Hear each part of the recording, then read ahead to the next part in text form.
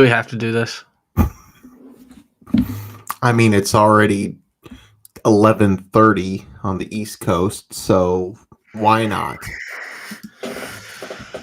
Why not? Hello, Craig. How are you? Great to Not see great. You. Lighten up, Francis. It's all going to be okay. It's Really? just another road loss in the Big Ten. Did you see what Northwestern just did to this team? Did you see the stat that they threw out at the beginning of the game about the winning percentage of road teams and whatever the thing was? Like, it just happens regularly. Like, yeah, I watched it. Yeah. Everybody else is doing the same shit too. So, sky is not falling. Sky is not falling. That's it. We go home now. Did you say we can go home now? Is that what you said? Yeah. Okay. Do you know how to guard a pick and roll? Do you know how to make a layup? That was my next point. Literally, my next point. 16 for 38 on layups and dunks. Northwestern was 14 of 24. They were also 11 of 18 from 3. They shot 55% from the field. Every single shot they took was like uncontested. There was Illinois didn't guard anyone for 45 minutes. Why do you not make an adjustment? Why do you not tell Luke Goody and Terrence Shannon, don't switch? Luke Goody cannot guard Boo Buie. Yet he did 5 possessions in a row, and Buie scored about 12 points right there. You're 28 feet from the basket. Why are you switching? You don't need to switch. It was an avoidable loss. Make adjustments and play a little bit harder, guard a little bit harder, and you win this game. Instead, you go to overtime because you can't draw up a fucking play to win the game, and then you let's give up 20 points in 5 minutes to lose the game.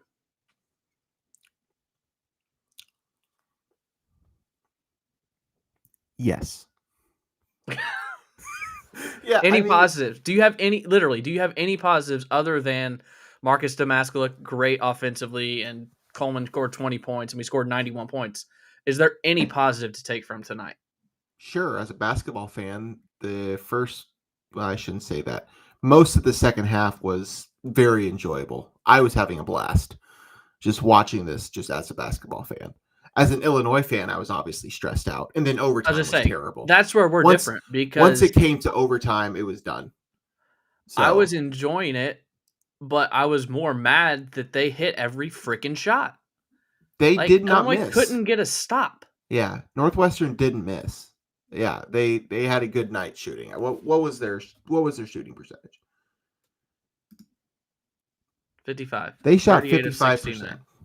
Yeah, 61% from 3. Yeah, they had a good night. Illinois played poor defense at times, made some bad decisions, and didn't make layups. That's the difference. The whole offensive rebounding thing in the first half was huge, but obviously it didn't matter because the game was still tied at halftime or whatever, down 2 at halftime. This is a good Northwestern team. Let's just get it out there now. Like I think I said earlier in the season, I think I called them a bad Northwestern team. They just had Boo Buie, and I was wrong. Like this is a good Northwestern team. This is a Northwestern team that's going to make the tournament.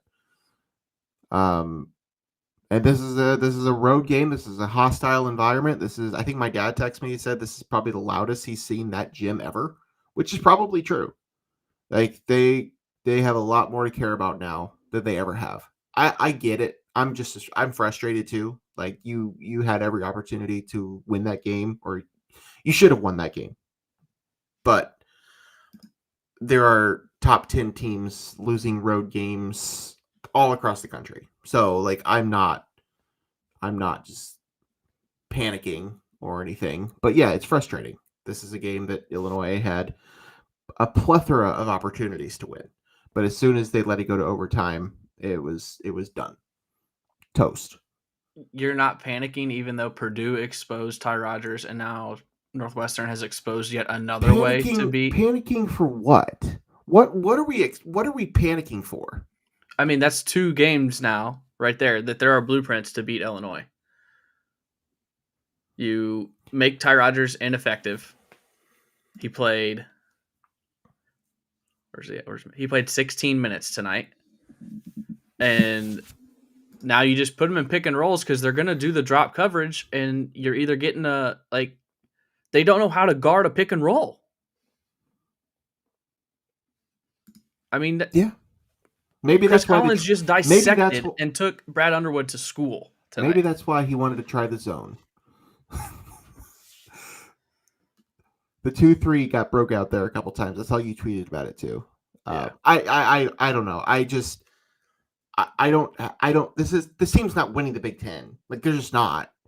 But they're still this Illinois team is one of the best 2 or 3 teams in the conference. They're going to be a 4 seed or higher in the tournament.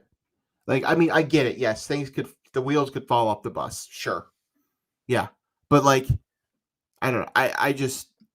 Yes, I see what you're saying. The blueprint, whatever. I don't take this as the season's over because they couldn't pull this game out. Like, we just have to stop that. This is a good basketball team. We watched them play all season long. They've had their moments. They haven't won every game. No, of course they haven't. And this is a game that they could have won and probably should have won, but they didn't. And so now we move on. I'm sorry, I have to be the positive person in this relationship. You know? I feel like I have to be the positive person with, I haven't even been reading the comments, but I feel like I have to be the positive person in the fan base. Like, this team is still more than capable of contending for the Big Ten title and making it to the second weekend of the tournament. Isn't that what we want? What else do you want? What about tonight said that those 2 things can't happen? One of the guys said that this had a second round feel. This kind of game, like, because Illinois is probably going to be a 4 or 5 seed. Yeah. Or maybe a first round game. Yeah, but you're not going to get that sort of environment in the second round of the tournament. I think the environment played a lot to do with it, especially early on in the game. I think the Northwestern environment really had this team rattled. That's a good comment right there. Yeah, that's a good comment. I don't know. Am I thrilled? No, obviously I'm not. This is a game that I thought Illinois could have won and should have won. But let's just, Boo Buie is fantastic. Boo Buie is, I mean, after Zach Edey and probably Terrence Shannon, Boo Buie is the next best player in this conference. I don't really think there's a debate there. So, yeah, he put up 29 points on you. What do you want? You have some things to work on. They have some things to figure out. There are certainly weaknesses on this team, and we've known there are going to be weaknesses on this team. The Ty Rodgers situation, we might have worked out the whole point guard thing, but yeah, there are still certain things about how he plays that can limit you at times, and that's why he's not going to be on the court at the end of the game.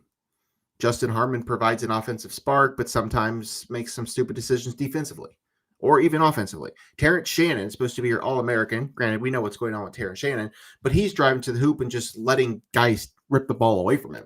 He's not playing basketball right now. No, he's in a different place. And I get it. Like, I'm not faulting him. That's its own thing. But there were a lot of issues on the court tonight that I don't see them as, there was nothing I saw tonight that said to me, this team still can't compete for the Big Ten and this team still can't make the second weekend of the tournament. Nothing about that. This is a good Northwestern team. This is a Northwestern team that's going to make the tournament, that has an All-American running their show. And you took them to overtime in a game that you probably should have won on the road. I forgot who said it before, but I flashed it on the screen and I agree with it. I know the game tonight was 45 minutes and not 40, but there's no reason for Terrence Shannon, the way that he's playing and the time he missed, there's no reason for him to play 39 minutes. Yeah, I agree. I don't think I think Ty deserved more than 16, not much more. He wasn't like killing it. I thought you played Luke Goody too much. I opened the show with, he got beat 5 times in a row by Boo Booey. Like, yeah. How can you not see that? He might be the worst defender of the 8 in the rotation.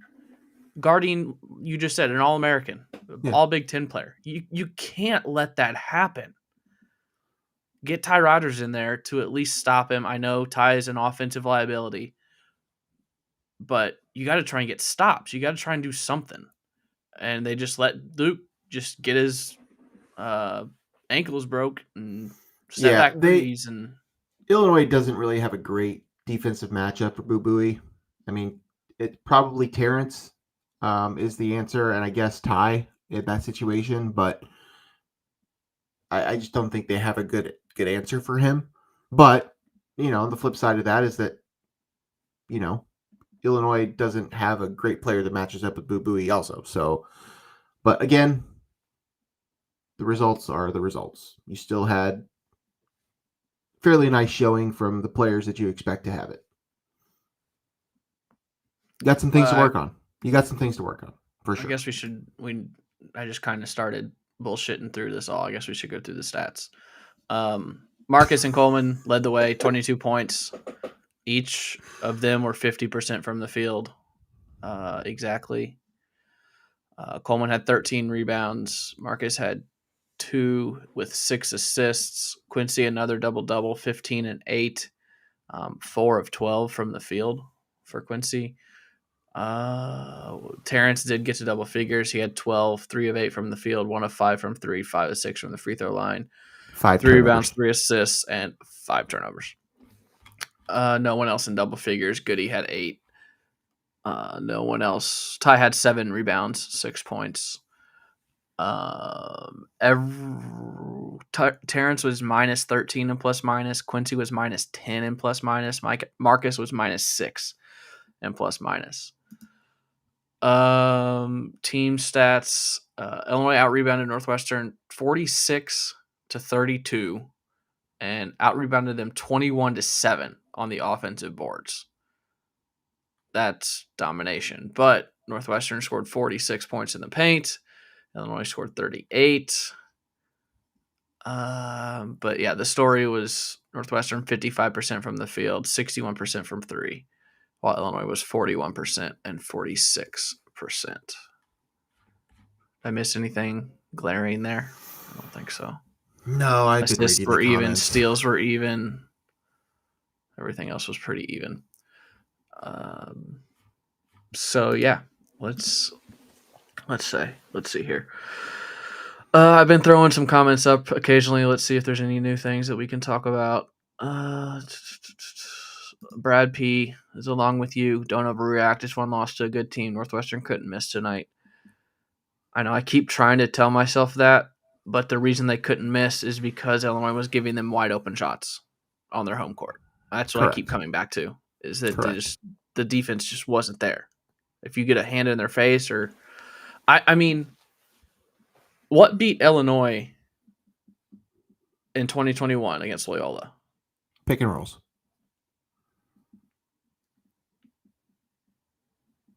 How did Loyola stop Illinois' pick and rolls? Was my question. How did they stop the Io Kofi pick and roll? The big man jumped out. Yeah. I think back then they called it, they blitzed the ball screen or blitzed it. Try it. See what happens. Maybe Boo turns it over. Maybe he tries to make a pass and he kicks it or throws it at his feet or makes a bad pass. Switch it up. Do something. Don't just switch and put Luke freaking Goody on Boo Booey. Yeah, that's obviously an Achilles heel. I like Luke. Luke does some great things. He's a good shooter. He's a good hustler. Get you some nice rebounds and some hustle points. But yeah, defensively, especially against somebody like Boo Booey, he's a liability. And when you're going to switch 1 through 5 like that, that's going to open up some situations where teams are going to be able to take advantage of that. And again, you're not going to run into another Boo Booey really in this conference. But that doesn't mean there aren't players that can do something very similar to what Boo did tonight. So, yeah, you certainly have to figure that out. Brad has to do some adjusting. He's got to do some work in practice. They got to figure some things out, and he's got to be able to make some adjustments mid-game. That we all know mid-game adjustments have never been Brad Underwood's strength. That's something that everybody here is well aware of. We've been documenting it for however many years now. And that's what most of the naysayers have against him, is his inability to make in-game decisions and make in-game changes. So that's something they got to figure out. Tonight was a big example. Bootzilla and OT when Northwestern had all the momentum, that is not getting out coached. That's not what we're talking about. We're talking about the entire game when Northwestern was getting wide open shots because Collins knew exactly how to expose the way Illinois guards the ball screen. They play drop coverage. They don't blitz. They don't switch the ball screen that gets into the action. They play drop coverage. The big stays in the lane. And Boo in the first half was hitting those floaters from 12, 15 feet. And then second half, he made the switch and then broke his defender down. It's another game. This is obviously this, Captain Obvious here, but like this is a game where you wish you didn't have a certain player redshirting on your bench. He is a guy that is your defensive 5 fouls weapon to use on Boo Booey. Yes. Yep. Sincere Harris would have been very useful tonight. We were okay with it to start the season, but the more the season goes along, the more I wish Sincere was not redshirting. I get it. I still get it because I just don't know that the minutes were there for him. And I understand that. But yeah, you could use him. Defensively. This team is in certain situations. They've done pretty well defensively on the whole this season. But in certain games and certain matchups against certain players, you definitely could have used somebody like that on the court tonight. Yeah, for sure. Ryan Eckel, I think is how you say this. I want to see Rogers shoot a jumper one time. Like, I need it for my soul. I need to see it. I'm pretty sure we said after the Michigan game, maybe, that if he hits a 3 this year, we'll like shotgun a beer on the show. Or I think I said take some Malort shots or something, I think is what I said. But if he hits a 3 this year, we'll have to do something to celebrate because I don't think he's taking a shot outside the lane. Actually, he took a runner tonight. He took a runner in the first half tonight, and it was not pretty. What if we just wake up in October of 2024 and he just has like a DeMonte Williams type of heel turn and just becomes like a knockdown 3-point shooter? If Ty Rogers becomes any sort of a 3-point shooter or just develops any sort of a jump shot, he is an actual NBA player. But it's not. He can't score outside the lane though. He doesn't even want to attempt it. So, and that's a liability. That's why he's not out there on the court at the end of the game. Yep. A lot of the chat is kind of similar to what we're saying already. Trevor McKee talking about Brad's last play call. I didn't. I don't mind having it in Domask's hands. Yeah, I agree. See because that's what was working. I see it. But it almost worked. The shot almost went in. I feel like was just standing. He got a shot up, and it was a good shot, and it almost went in. So, I didn't love it, but, it also, it almost worked. So. Wait, where'd I go? This is what I wanted. Jay's repeating what we've been saying. Goody plays no defense. I don't know that he plays no defense. I just think he can't guard Boo Booey. He can't guard Boo Booey. And when you're switching like that, that's a problem. He would be fine on, a team's, lesser offensive threat, But yeah, you can't switch him onto Boo Booey. That will not work. He does a lot of other good things out there on the court, but that is just one thing he cannot do. Michael's asking for everyday guy. I love you, Mikey.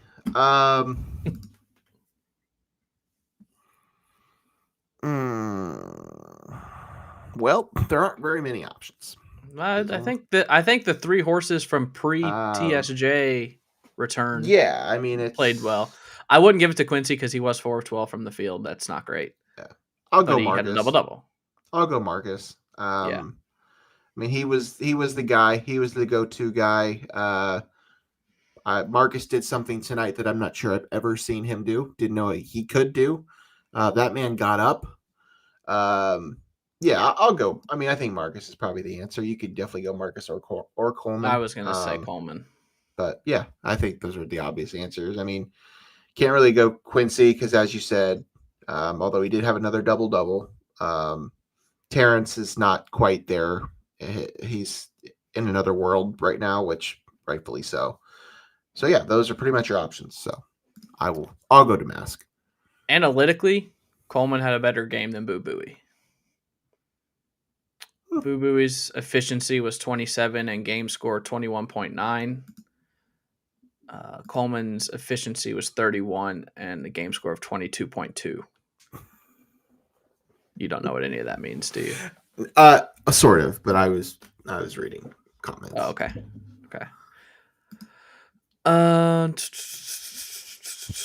Colin Crane with some positivity. I think game shows how good Illinois is. They had to shoot lights out at home to win.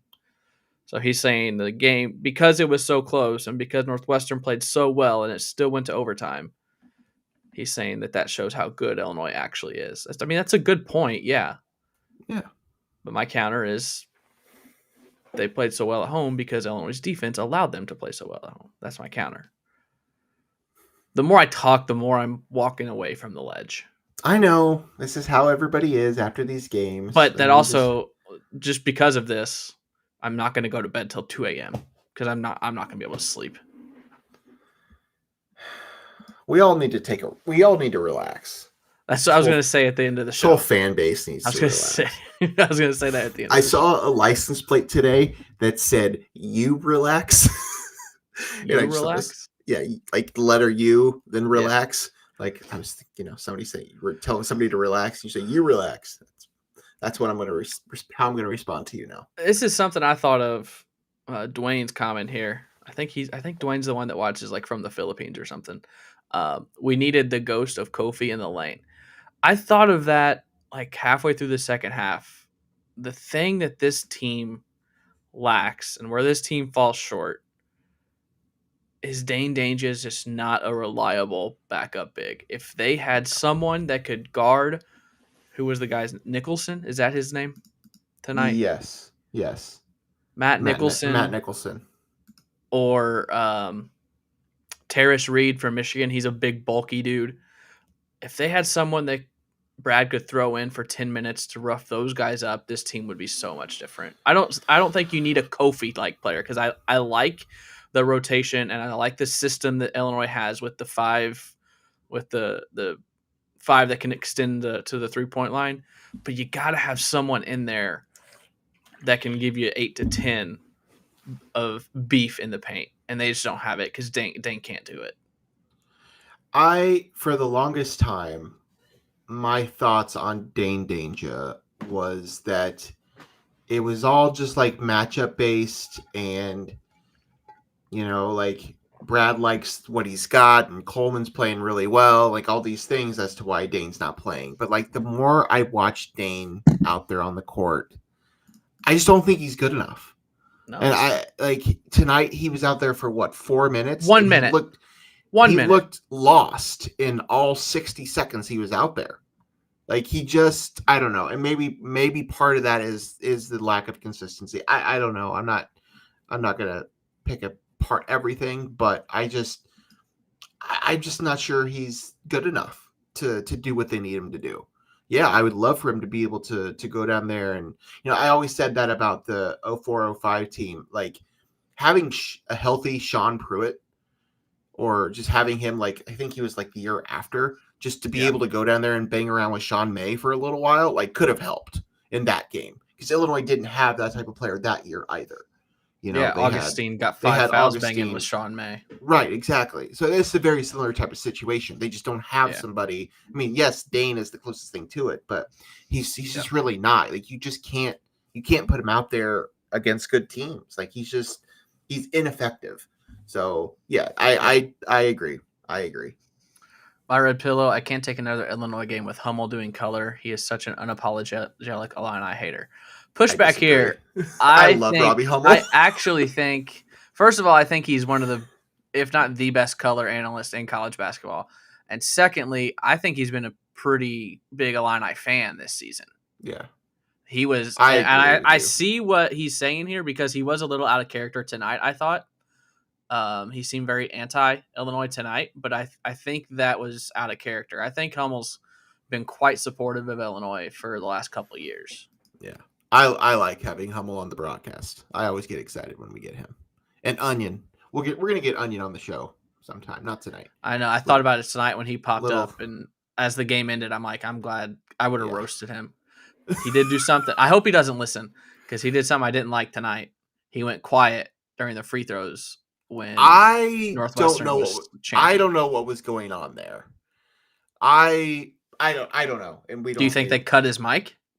I'm wondering if there was some sort of communication going on between them and the producer, because neither of them were talking for that entire time. And I have a hard time thinking that was intentional. Okay. Like, I just, that doesn't make sense to me why they would do that. I feel like there was something else going on there, but I obviously don't know. But that's how I interpreted that situation. Sorry about that, Boot. We can't really tell. I thought he was addressing us and he was talking to someone in the chat. So sorry about that. Sorry, Boot. We appreciate you, Boot. Are you related Boot. to We're Godzilla? Talking about Connor Onion. Oh, see, I'm way behind. That's the thing. Like, I'm super behind because I'm trying to read all these. Yeah, I know. I get it. And I have it scrolled up at the top, so I see it. Okay. This is the second time this has been brought up. Is it too risky to throw DGL in a game now and then just go crazy defensively to disrupt the opponent's game for a few minutes just to see if it works? I don't think it's crazy. No, I don't either. It might not be the best development move, because you don't want him to pick up that mindset, that trait in his freshman season. So, and he's not the same type of defensive player like Sincere Harris was. Sincere Harris last year as a freshman, you could do that. You could just throw him out there in those situations and he would mix it up with Tiger Campbell. He was comfortable doing that. That's not who Dre is. Like, he's not that type of player.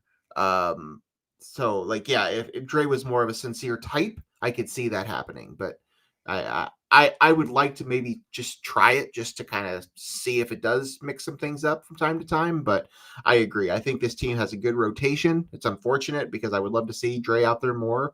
But I do think the mix that Brad has is good. I still worry about how they fare down the stretch, but whatever. A couple more here, then we're going to try and head to bed. It's almost midnight. Kevin Greenwood, what does BU have against hard hedging where to contest letting guys get downhill? And I thought Harmon killed us with his ball screen defense. If he's not hitting shots, Rogers needs to be in the game. That's what we were talking about earlier, the hard hedging, the blitzing with the big that's guarding the screener. I'll disagree on Harmon. I think he made one mistake. He went under on that 1-3. Other than that, I thought he was the best at defending the ball screen because he was getting over and trying to at least get in Boo's grill a little bit. I agree. Okay.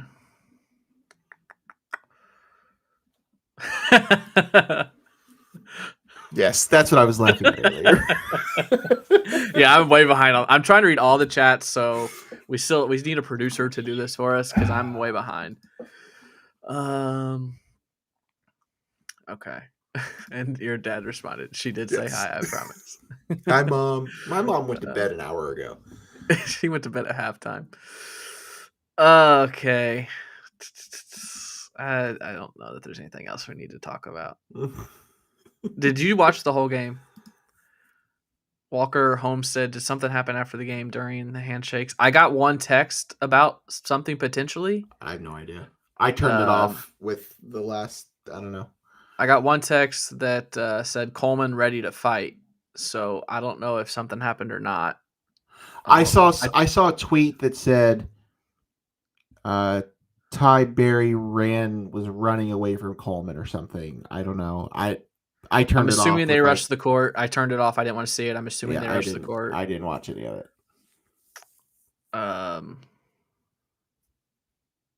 Okay. You're doing a great job. Happy belated birthday, by the way. Yeah. Thanks. How'd you celebrate with an Illinois loss? No. What did I have to do Monday? No, I went to the gym. Oh, good for you. I don't even know what I had for dinner that day, honestly. Christy works nightside, so I went to the gym after work. The Jeremiah Fears day was your birthday. It was Jeremiah Fears day, which we should talk about that. Talked about. Yeah. Couple more things. Boot was Amani not available. He was questionable entering. He was in uniform. Again, just don't think this is the type of game you throw him into. Kind of like DGL. Because he has missed more time than Terrence has, I think. So I don't think this was a game for a freshman. Like Logan said, 35, 40 minutes of this game was a great college basketball game. I mean, there was no lead bigger than 5 until overtime. It just sucks that Illinois collapsed into the overtime frame. Okay, I don't see anything else. So, yeah, I missed a lot, but I'm way behind. So, let's talk about Jeremiah Fears. He is the younger brother of Jeremy Fears. Not Jeremy. Is it Jeremy? Yes. Jeremy Fears at Michigan State, who Illinois also recruited and was really high on. And some people thought he was going to commit to Illinois, but then they backed off. They saw something in a scout or something. They backed off, and he went to Michigan State. He was the one in the headlines a couple weeks ago. I'm sure you saw, most people saw. He got shot while he was back home in Joliet a couple weeks ago, so he's out right now for Michigan State. Jeremiah is his younger brother in the class of 2025. ESPN has him as a 5-star. I believe everywhere else has him as a 4-star. By ESPN standards, he is the highest commit Illinois, I think, has ever had, maybe since Jeremy Richmond. But he is a guard 2025 class, 6'4". I think he's more of a scorer than his brother, and I think I read that that's what scared Illinois off of his brother, was they didn't think he could get his own shots. He was more of a facilitator. So, great start to the 2025 class. There were talks that he would reclass to 24, but I think from what I'm seeing recently is that he's kind of locked into the 25 class. So good start on recruiting Monday. Yeah. For 2025. So we're a couple years away from him touching the floor. But no, it's obviously it's a big get, and Brad's continued to do a lot of things well on the recruiting end. The bugaboo has been getting the guards to stay, but that's a topic for another day. But yeah, it's a nice get. It's a nice get to continue to build this program.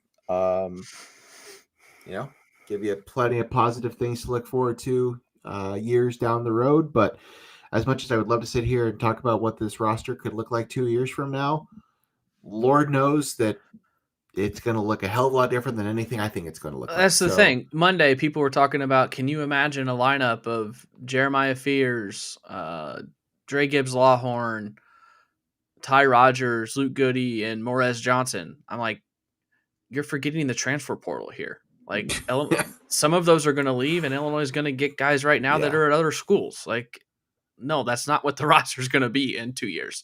Yeah. It might be half of that, but good start. I mean, it's a big get. It's top 30 player in the country. Now, again, like you said, he's 2 years away. You kind of got to hold your fingers in today's day and age that he actually makes it to signing day. and signs with the orange and blue. But it is a good start to go along with Morez Johnson in the 2024 class. Okay. Do you have anything else, Illini? No. Okay. No. Jim Harbaugh, probably the biggest sports news of the day. Jim Harbaugh Correct. is leaving Michigan. Correct. Before the NCAA can vacate those 35 wins over the last 2 years and take the banner that they just won down.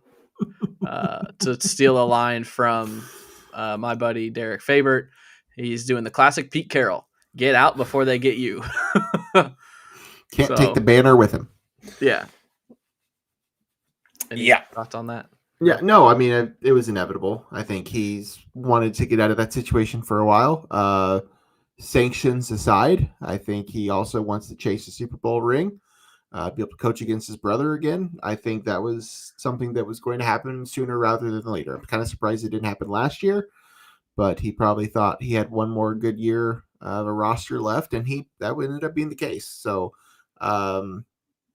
good for him, I guess, if you want to say that. Yeah. We'll see what he can do out west. But, yeah, I imagine they'll promote what's his name? Morris. Yeah. Or not Morris. Moore. No. Yes. Sharon Moore. Sharon Moore. But yeah. But no, not terribly surprising. I'm kind of surprised it took this long, honestly. Yeah. I saw that. I mean, that was today, and I also saw that the Falcons have interviewed 14 coaches for their opening. Yeah, which seems like a shit ton when they're gonna likely hire Belichick, or they're the favorite to hire Belichick, which I don't think is a good hire. I think he's cooked. Yeah. But yeah, okay. I say Michigan hires Rich Rod. I don't know if you saw my tweet. I saw your tweet. That would be great. If you're still in here and you haven't subscribed to us on YouTube, it would be a wonderful birthday gift for Craig if you would do that. We're getting closer and closer to 600. So, 550 is the next threshold. But if you haven't already done that, we would appreciate it. So, yeah, hit the subscribe if you haven't. There's a large percentage of people watching our shows that aren't subscribed. We can tell. We can see those numbers.